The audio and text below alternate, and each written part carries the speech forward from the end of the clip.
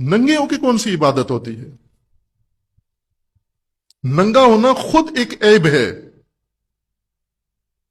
किसी भी दीन ने कोई काम ऐसा आपके लिए नहीं रखा जिसमें आपको नंगा होना पड़े। दीन नंग छुपाता है, नंगा नहीं करता इंसान को। कोई इबादत, हाँ वो हज हो, वो जियारत हो, वो अजादारी हो, वो मजलिस हो, कोई दीनी फरीजा, कोई दीनी जिम्मेदारी, मसलन आपने जिहाद करना है, नंगे होके जिहाद करें। आपने नमाज पढ़नी है, नऊजुबिल्लाह नंगे होके नमाज पढ़ें। हज करना है, नंगे होके नमाज पढ़ हज करें। नंगा होना कहां से निकल आया बीच में से? ये जाहिलियत की सुन्नत थी जो हजरत अब्दुल मुत्तलिब ने खत्म की, पाबंदी लगाई इसके ऊपर, और वो मानते थे हजरत अब्दुल मुत्तलिब की बात। आज रहबर मुस्लिमीन मुसलमानों को, मुतदय्यनीन को कोई बात बताते हैं वो नहीं मानते। वो जाहिली थे, हजरत अब्दुल मुत्तलिब उनके लीडर थे, वो उसकी बात मानते थे। पाबंदी लगा दी कि खबरदार कोई नंगा हो गया ये काम नहीं करेगा, और रुक गया वो काम। और दीन ने भी उसके ऊपर पाबंदी लगाई कि खबरदार हज में कोई नंगा नहीं होगा। नंगा होना एक बेशर्मी है, और चूंकि ये बेशर्मी उमूमी हो गई है, लिहाजा किसी को देखकर कोई एहसास नहीं होता। ना हो अजीजान, घर के अंदर अपनी औलाद के सामने नंगे ना हो, ना हो नंगे, बच्चों के सामने नंगे ना हो। ये गर्मी लगती है सब उतार देते हो, बच्चे भी घर में हैं, बेटियां घर में हैं, बेटे घर में। यहीं से बेहयाई घर के अंदर मुतारफ करवा रहे हो आप।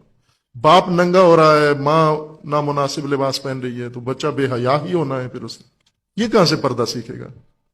हया सीखो, हया। लिबास, अल्लाह ताला ने इंसान के जो नेमतें कुरान में गिनवाई हैं उनमें लिबास है। कपड़े ना, लिबास। कपड़ा और चीज है, लिबास और चीज है। लिबास जो बदन को ढांपे उसको लिबास कहते हैं। अब बाज़ औक़ात कपड़े होते हैं लेकिन बदन को ढांपते नहीं हैं, जैसे टाइट लिबास है, टाइट कपड़े हैं, मैं लिबास ना कहूं। अरबी इस्तिलाह के मुताबिक हम कपड़ों को भी लिबास कहते हैं, लिबास को भी कपड़े कह देते हैं। उर्दू में फर्क नहीं करते, अरबी में फर्क है। अरबी में अगर किसी ने ऐसे कपड़े पहने हुए हैं जिससे बदन नजर आ रहा है, तो ये लिबास नहीं है, कपड़े हैं।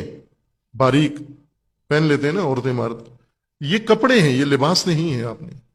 और अगर टाइट, इतना टाइट पहने, कसा हुआ पूरे बदन के ऊपर जैसे जुराब की तरह, बिल्कुल अंदाम जिसने, और अगर इंसान ने कोई कपड़े ना पहने हो तो बदन इतना नुमाया नहीं होता, लेकिन टाइट कपड़े पहन ले तो और ज्यादा नुमाया हो जाता है, बरमला हो जाता है। और ये मायूब है, ये भी बेहयाई है। लिबास पहनो, लिबास जो आपकी जिल्द भी छुपा ले और जो आपके बदन के नशेब व फराज भी ढांप ले, मर्द भी और औरत भी, इसको लिबास कहते हैं। ये लिबास नहीं पहनते थे इबादत के वक्त, काबे में, घर में पहनते थे, काबे में आते थे उतार देते थे।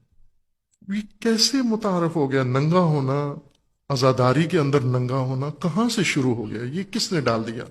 शर्म हया के खानदान की आजादारी होती है, इस्मत व तहारत के खानदान की आजादारी होती है, इफ्फत व हया के खानदान की आजादारी होती है, बीबियों की।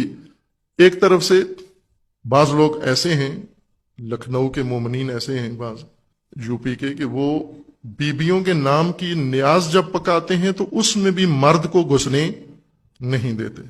बस बीबी की जियारत पक रही, मैंने खुद देखा एक मोमिन को ज़ारो कतार रोते हुए, तो मैं ये समझा कि जिस तरह अयाम सोग हैं और तो ये उसके ऊपर कैफियत तारी है, लेकिन वो मुसलसल रोते जा रहे थे और गैर मामूली अंदाज से रोते जा रहे थे। तो फिर मैंने पूछा उनसे कि भाई कोई खास वजह है आप रो रहे हैं?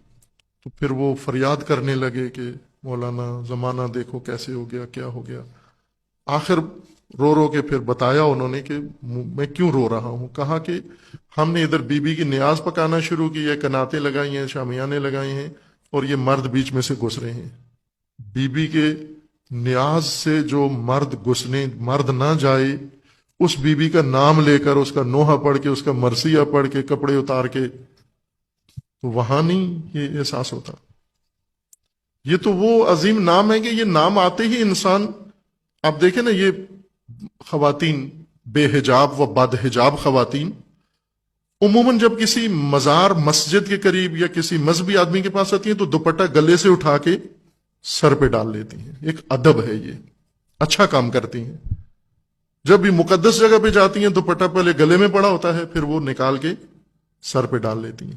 دیکھیں نا, مثلا آپ کسی کے یہاں جاتے ہیں, قرآن جب پڑھا جا رہا ہو تو وہ فوراً دوپٹہ سر پہ لے لیتی ہیں.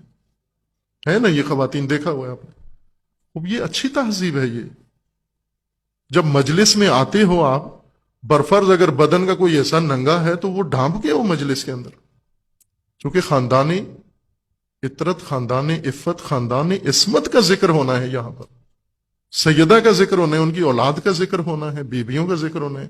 اگر نہ ہو, فرض کرو بیویوں کا ذکر نہیں ہونا, مردوں کا ذکر ہونا ہے, تو کیا مردوں امام علی کا نام لیتے ہوئے ننگا ہو انسان, امام حسین کا نام لیتے ہوئے ننگا ہو انسان؟ یہ حضرت عبد المطلب نے یہ سنت ڈالی اور دین نے قبول کی. ننگا ہونا مرد و عورت کے لیے کسی جگہ بھی جائز نہیں ہے. صرف ایک جگہ پر اپنا بدن دکھا سکتے ہیں میاں بیوی ایک دوسرے کو, بس, اور نہیں, اور کسی جگہ اجازت نہیں. حج ہوتا تھا, طواف ہوتا تھا, جاہلیت کا طواف ہوتا تھا, جاہلیت کا حج. یہ حج ضروری ہے آگاہ ہونا مسلمانوں کو. اسلام کا حج, دین کا حج, اور قرآنی تعلیمات کا حج, اور جاہلیت کا حج, اس میں سمجھ میں آئے تو آپ صحیح حج کر سکیں گے. وہ یہ کام کرتے تھے جاہلیت میں کہ جانور ذبح کرتے تھے, قربانی, جانور ذبح کر کے اس کا گوشت کعبے کی دیوار پہ مل دیتے تھے, کچھ خود اپنے اوپر مل لیتے تھے, کچھ پی لیتے تھے, خون اس کا, گوشت لٹکا دیتے تھے کعبے کے ساتھ, جس کے بارے میں آیت نازل ہوئی کہ یہ غلط ہے. حضرت عبد المطلب نے پابندی لگائی کہ یہ حرکت نہ کرو. دوسرا کام یہ تھا کہ یہ ننگے ہو کر طواف کرتے تھے, کپڑے اتار کے. طواف کے لیے دین نے کہا احرام باندھ کے کرو, کپڑے پہن کے کرو, بدن چھپا کے کرو. یہ عریان ہو کے, ننگے ہو کے کرتے تھے سارے. حضرت عبد المطلب نے پابندی لگائی کہ خبردار, آج کے بعد کعبہ کے گرد کسی نے ننگا ہو کے نہیں گھومنا, عریانی. یہ حضرت عبد المطلب کی سنت تھی جو دین نے قبول کی.